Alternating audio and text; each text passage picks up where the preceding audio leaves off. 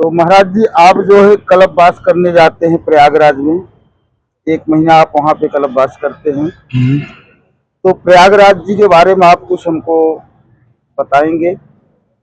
हमारे सदग्रंथ गोस्वामी जी द्वारा रचित श्री रामचरितमानस के अंतर्गत जो राम कथा के कथाकार और श्रोता हैं, उसके जो 4 घाट बताए गए हैं। प्रथम घाट के वक्ता शंकर जी, श्रोता पार्वती। दूसरे घाट के वक्ता लोमस ऋषि, श्रोता काकभुशुंडी।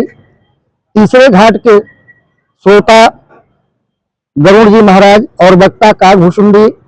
चौथे घाट में आकर के प्रयागराज में श्रोता भरद्वाज मुनि और वक्ता याज्ञवल्क्य मुनि थे, जिनके माध्यम से तुलसीदास जी को ये प्रसाद मिला और मानस के रूप में हम लोगों के सामने आया।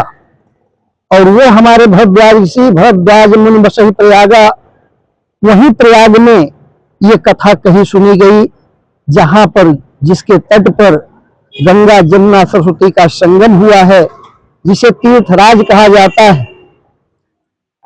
तो वहां पर जाकर के गंगा यमुना सरस्वती में स्नान और ऋषियों मुनियों के द्वारा श्रीमद् भागवत रामचरितमानस इत्यादि जो हमारे धर्म ग्रंथ पे प्रवचन होते हैं, उनको सुनने से ज्ञान रूपी गंगा में जो अवगाहन होता है, साक्षात गंगा यमुना में स्नान होता है, उसका फल अद्वितीय है।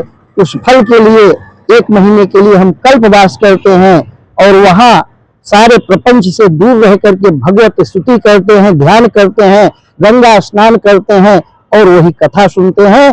यही इसका पूर्ण फल है। महाराज जी, आपसे दूसरा प्रश्न और है।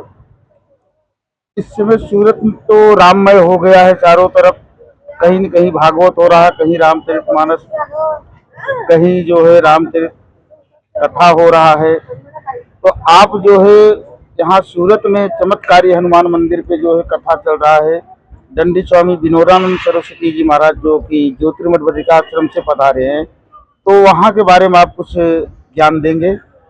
देखिए, कथा के वक्ता सूरत में बहुत आए और बहुत आते रहेंगे, लेकिन अधिकाधिक वक्ता गृहस्थ आश्रम से आते हैं, जिनके उनके पुत्र पत्नी पुत्री इत्यादि सब हैं।